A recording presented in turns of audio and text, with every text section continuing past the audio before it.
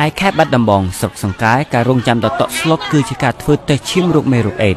ដែលអ្នកស្រុកទីនេះរាប់រយនាក់បានរកឃើញរួចទៅហើយថាមានផ្ទុកមេរោគនេះ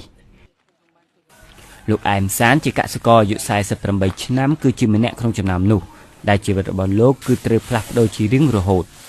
ជួយជាមួយខ្ញុំពីក្នុងឡុងខែភាសាហ្នឹងទាំងអស់ហ្នឹងបងពីខែ8ខែយើងខែ9ហ្នឹងបងវាខែមើលខ្ញុំតោះនេះវាឈឺទាំងពុកឲ្យពុក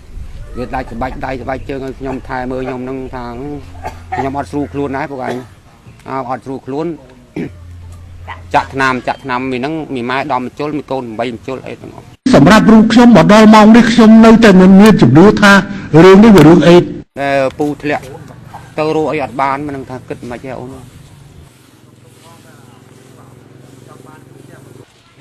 មកទល់នឹងពេលនេះសមាជិក14នាក់ផ្សេងទៀតគឺរកឃើញថាមានផ្ទុកមេរោគអេដ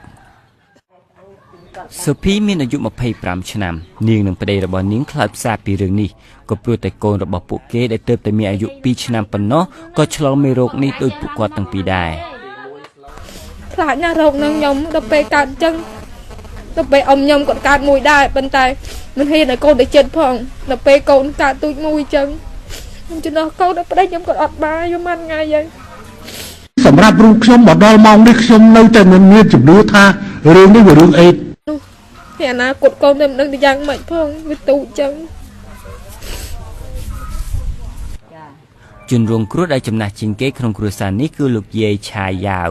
គាត់មានអាយុ78ឆ្នាំគាត់មានសតិដឹងពីការដែលគ្រូពេទ្យគ្មានអាជ្ញាប័ណ្ណញ៉ែមជ្រឹម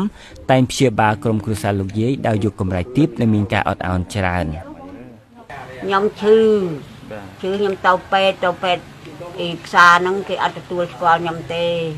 គេឲ្យមកផ្ទះវិញឲ្យខ្ញុំមករស់ធររអាទៅខ្ញុំនឹងក៏មករស់ធររអាហើយទៅណាអូនរស់ធររអាហើយក៏មិនមុនលោកឆាន់អីហើយសង្កទានទាំងអីទៅឧបជាទៅឲ្យពេទ្យនឹងចាក់ណាលោកជ្រឹមត្រូវបានឃុំខ្លួនបណ្ដោះអាសន្នក្នុង3បទល្មើសដូចជាធ្វើឃាតដោយឃុខើចម្លងមេរោគអេដដោយចេតនានិងបើកគ្លីនិកដែលគ្មានអាជ្ញាប័ណ្ណពីក្រសួងក្រសួងសុខាភិបាលនឹងធ្វើការស៊ើបអង្កេតដាច់ដោយឡែកមួយដើម្បីស្វែងរកចម្លើយពីរបៀបដែលហេតុការណ៍ហូបពីការគិតនេះកើតឡើងនៅពេលព័ត៌មានបានទម្លាយចេញមកលោកនាយករដ្ឋមន្ត្រីហ៊ុនសែនបានថ្លែងថា99%លទ្ធផលគឺខុសប៉ុន្តែក្តីសង្ឃឹមបានក្លាយទៅជាផេះបន្ទាប់ពីលទ្ធផលធ្វើតែឈាមនៅប៉ាស្ទ័របង្ហាញថា140នាក់មានផ្ទុកមេរោគនេះលោកឆែមជឿនត្រូវបានជាប់ចោទពីបទបំផ្លាញភស្តុតាងលោកបានថ្លែងប្រាប់ភ្នំពេញប៉ុស្តិ៍មុនឪពុកក្មេករបស់លោកជាប់ឃុំថាឪពុកក្មេកលោកមិនរអាវនឹងត្រឡប់មកផ្ទះវិញទេព្រោះអ្នកភូមិស្គាល់គាត់ថាជាមនុស្សល្អសម្រាប់រូបខ្ញុំមកដល់ម៉ោងនេះខ្ញុំនៅតែមានជំនឿថារឿងនេះវារឿងអេតមកជាមួយសុខភាពគេធានាសុខភាពឲ្យយើងអញ្ចឹងប៉ុន្តែចំពោះគាត់អត់ខ្លាចទេព្រោះគាត់នៅភូមិនេះយូរគាត់ដឹង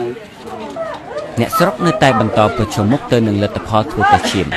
ខណៈពេលដែលលោកជ្រឹមបានសារភាពប្រាប់ពលិថាធ្លាប់ប្រើសារ៉ាំងដៃគ្នាតែពលរដ្ឋមួយចំនួនជឿថាបណ្ដាលមកពីថ្នាំអំពូលដែលចាក់ចូលទៅមិនមែនមកពីសារ៉ាំងមិនស្អាតនោះឡើយសម្រាប់រូបខ្ញុំមកដល់ម៉ោងនេះខ្ញុំនៅតែមានជំនឿថារឿងនេះវារឿងអេតជួយពិនិត្យតាមដានមើលបើមិនចឹងទេមិនមែនតែងាប់តែខ្ញុំម្នាក់ឬមួយងាប់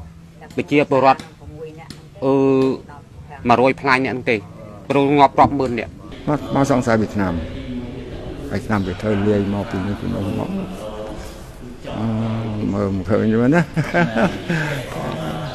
ស្មាននេះមិនចេះចោលគេមិនទេគាត់វាឃើញគេ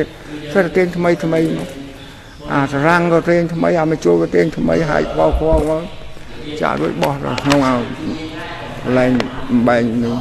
វិញបាទ